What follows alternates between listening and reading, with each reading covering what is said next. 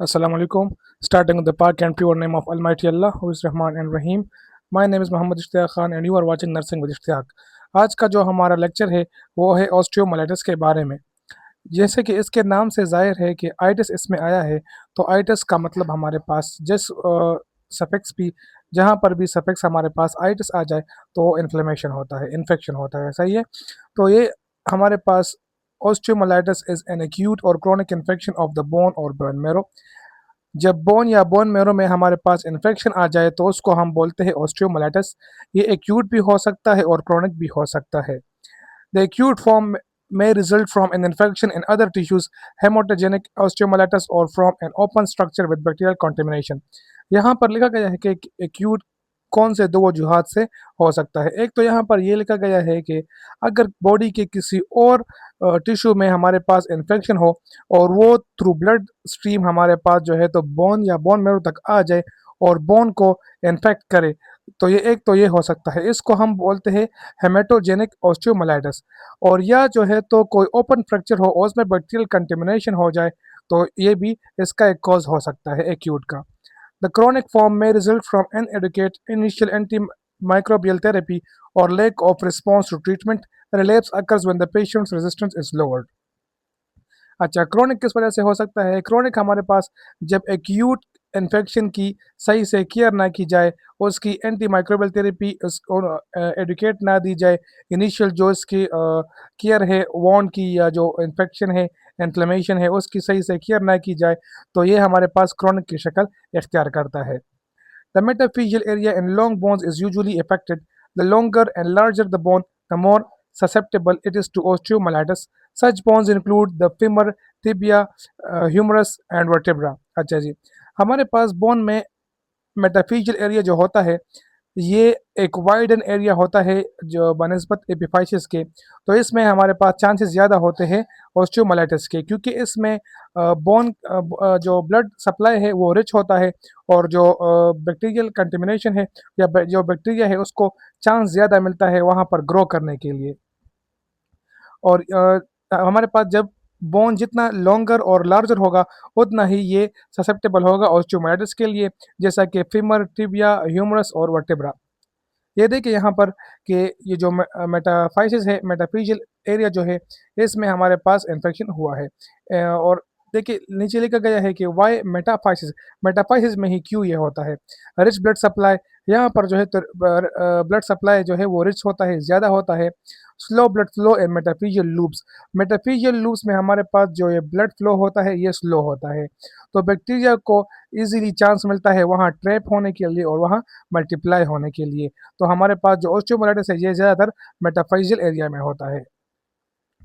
Causes हमारे पास जो है common pathogenic organisms are staphylococcus aureus which causes 90% of osteomyelitis. Osteomyelitis का जो कॉज है वो 90% हमारे पास स्टेफाइलोकोकस ऑरिस बैक्टीरिया है। 90% जो है तो ये इसको कॉज करने में हेल्प करता है और ये इसका कॉज है 90%, सही है, स्टेफाइलोकोकस ऑरिस। इसके अलावा जो 10% ऑस्टियोमाइलिटिस है वो जो है तो streptococcus pyogenes, pseudomonas aeruginosa, escherichia coli, neisseria gonorrhoeae, haemophilus influenzae and salmonella typhi. ये बाकी जितने भी बैक्टीरिया है ये सिर्फ 10% जो है तो ये इसके कॉज बन सकते हैं, लेकिन 90% जो है वो स्टेफाइलोकोकस ऑरिस है। Once the pathogen locate in the metaphysis, they grow and reproduce until they have formed a mass। जब ये पैथोजन हमारे पास मेटाफाइसिस तक पहुंच जाते हैं तो यहाँ पर ये मल्टीप्लाई करना और रिप्रोड्यूस करना शुरू कर देते हैं और एक मास बना लेते हैं।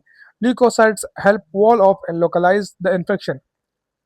ल्यूकोसाइट्स जो है ये इन्फेक्शन के खिलाफ जो है तो अपना काम शुरू कर देते हैं, अपनी एक्टिविटी शुरू कर देते हैं, इम्यून सिस्टम को जो है तो उसको एक्टिवेट कर लेते हैं इन्फेक्शन के खिलाफ और इसके खिलाफ फाइट करना शुरू कर देते हैं।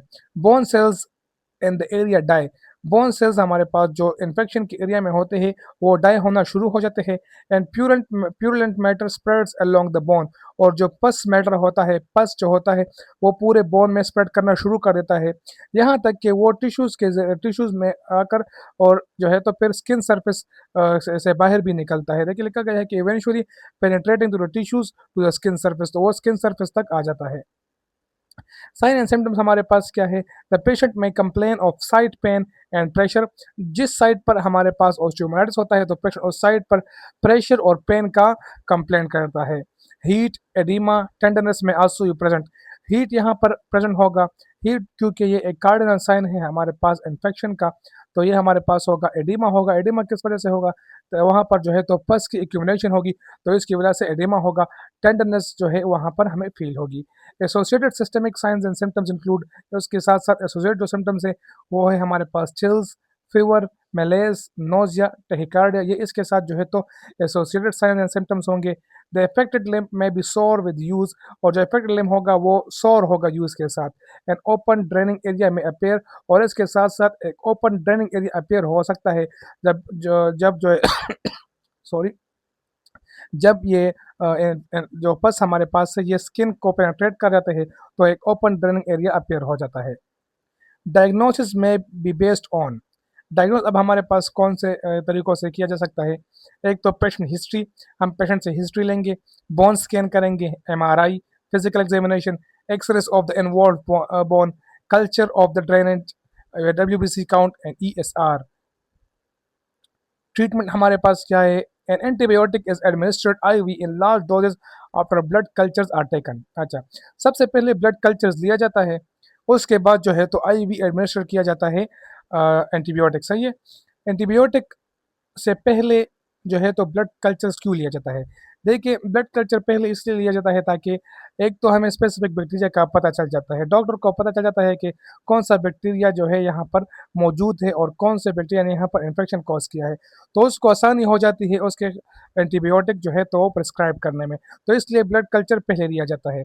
दूसरा रीज़न इसका ये है कि अगर आईवी जो है तो एंटीबायोटिक पहले दिए जाए तो आईवी क्योंकि फास्ट एक्टिंग है और वो जो है तो वहाँ पर जो बैक्टीरिया है उसको किल करता है, तो जब पहले जो है तो आईवी दिया जाए वो बैक्टीरिया को किल कर लेंगे तो फिर ब्लड कल्चर का इतना फ़ायदा नहीं होगा, क्योंकि हमें फिर साफ पता नहीं चलेगा बैक्टीरिया के बारे में।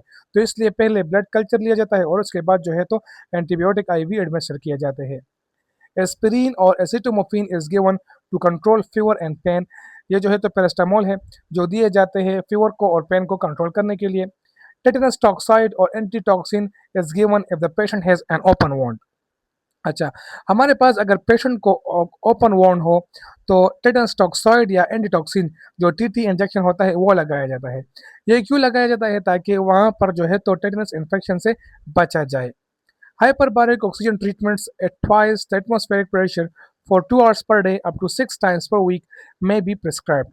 अच्छा, hyperbaric oxygen treatment इसका जो शॉर्ट फॉर्म है वो है HBOT। ये हमारे पास एक महसूस चैम्बर होता है, एक स्पेसिफिक चैम्बर होता है जिसमें पेशेंट को लिटा दिया जाता है और इसमें एटमॉस्फेरिक प्रेशर से डबल प्रेशर होता है एयर का, और ऑक्सीजन जो है वो 100% प्योर ऑक्सीजन होता है। पेशेंट को उसमें लिटा दिया जाता है 2 आवर्स पर डे, दिन में 2 घंटे के लिए, up to 6 times per week, हफ्ते में 6 टाइम्स 6 टाइम्स के लिए। सही है। में भी प्रिस्क्राइब्ड। तो यहाँ पर जो है तो ये हाइपरबारिक ऑक्सीजन ट्रीटमेंट का फ़ायदा क्या है? देखिए, यहाँ पर ऑक्सीजन 100% एयर जो है वो 100% ऑक्सीजन होता है, प्योर ऑक्सीजन होता है। तो यह हमारे जो हीलिंग प्रोसेस है उसको तेज़ करता है और जो ऑक्सीजन है वो बोन तक सही से पहुँचता है, तो वहाँ पर जो हीलिंग प्रोसेस है वो ज़्यादा हो जाता है। After antibiotic therapy is completed, the bone is surgically scraped to clear away the dead bone and residue of infection. जब एंटीबायोटिक थेरेपी कंप्लीट हो जाती है तो बोन को जो है तो सर्जिकली स्क्रैप किया जाता है ताकि जो डेड बोन है उसको रिमूव किया जाए और जो इन्फेक्शन के जो खदोखाल रह गए उसको साफ किया जाए। ट्रीटमेंट हमारे पास क्या है? Bone grafts may be used to aid bone healing and prevent fracture. Bone graft जो है वो यूज़ किए जाते हैं ताकि जो बोन की हीलिंग है वो सही से किया जाए और जो फ्रैक्चर है उससे बचा जाए। Tubes or catheters may be inserted to flush the site with an antibiotic to clear any residual organisms। अच्छा, ट्यूब्स या कैथेटर जो है वो इन्फेक्शन के साइट पर इंसर्ट किए जाते हैं और वहाँ पर जो है तो एंटीबायोटिक दिए जाते हैं इस ट्यूब्स के ज़रिए, ताकि कोई भी अगर हमारे पास रेजिडुअल रिमेनिंग ऑर्गेनिज्म है तो उसकी डायरेक्ट किलिंग की जाए। An external fixator may be placed above and below the osmolytic site to decrease the possibility of bone fracture। एक एक्सटर्नल फिक्सेटर एक मेटल प्लेट होता है जिसमें पिन्स होते हैं और वो बोन से अटैच किए जाते हैं। वो जो है तो ऑस्टियोमाइलिटिक साइट पर रखा जाता है ताकि बोन फ्रैक्चर की जो पॉसिबिलिटी है उसको कम किया जाए। चूँकि बोन तो ऑलरेडी कमज़ोर हो चुका होता है, इसमें इन्फेक्शन होता है, तो उसके जो फ्रैक्चर के चांसेस है उसको कम किया जाए। सर्जरी टू ड्रेन इन्फेक्शन में भी नेसेसरी सर्जरी की जाती है ताकि जो इन्फेक्शन है उसको ड्रेन किया जाए। Immobilisation of the infected bone may be necessary to using a cast, traction और बेड रेस्ट। अच्छा, इमोबिलाइजेशन पेशेंट को जो है तो इमोबिलाइज़ किया जाता है, उसको कहा जाता है कि आप जो है तो चले फिरे नहीं, क्योंकि इमोबिलाइज़ किया जाता है ताकि जो बोन है उस पर प्रेशर ना पड़े, उस पर जो है तो फ़ोर्स ना पड़े और वो उसके फ्रैक्चर के चांसेस कम हो, उसमें फ्रैक्चर ना आए। नर्सिंग इंटरवेंशंस हमारे पास क्या है? Monitor the type and amount of pain to determine the disease status. Type और अमाउंट ऑफ पेन को जो है तो वो डिटरमाइन करें ताकि जो हम डिजीज स्टेटस है उसको अच्छे से देख सके। अमाउंट ऑफ पेन ताकि हम पेन स्केल के जरिए हम देख सकें कि पेन कौन सी कैटेगरी में है। सही है। Administer an antibiotic and analgesics और टेटनस टॉक्साइड और एंटीटॉक्सिन्स एज प्रिस्क्राइब्ड। अच्छा, एंटीबायोटिक देना चाहिए इन्फेक्शन को कम करने के लिए। एनाल्जेसिक्स देना चाहिए, पेन किलर वगैरह, टेटनस टॉक्साइड जो मैंने बता दिया कि टीटी इंजेक्शन वगैरह। सही है। Administer IV fluids to maintain hydration. IV fluids देना चाहिए ताकि उसके हाइड्रेशन स्टेटस जो है वो मेंटेन रहे। Perform neurovascular checks and monitor vital signs. Neurovascular checks जो है तो वो करने चाहिए और इसके साथ साथ वाइटल साइंस को देखने चाहिए। न्यूरोवेस्कुलर चेक्स क्या है, ये पिछले लेक्चर्स में एक्सप्लेन हो चुका है। Use strict aseptic technique when required.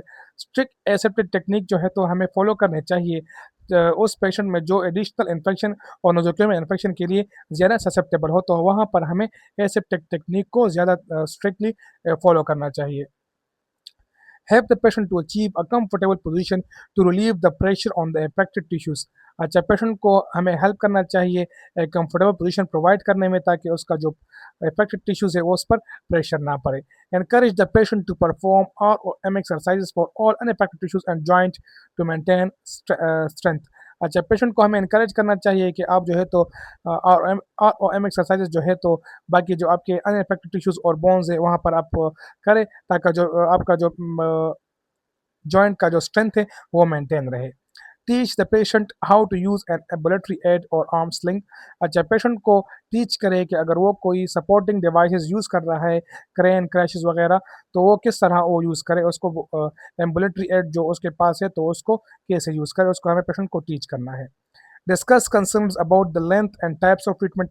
Patient को जो है तो कंसर्न्स जो है तो डिस्कस उसके करने चाहिए, मतलब लेंथ और टाइप्स के आप लोग का जो ट्रीटमेंट है वो कितना टाइम लेगा, ये कौन से टाइप्स से मुश्तमिल होगा, तो ये पेशेंट के साथ हमें डिस्कस करना चाहिए। Provide and encourage diversionary activities to have the patient to maintain a positive outlook. ये था आज का हमारे पास ऑस्टियोमाइलिटिस के बारे में। मिलते हैं नेक्स्ट लेक्चर में। दुआ में याद रखें और चैनल को सब्सक्राइब करें, अपने क्लास फेलोज के साथ ज़रूर शेयर करें। अल्लाह हाफ़िज़।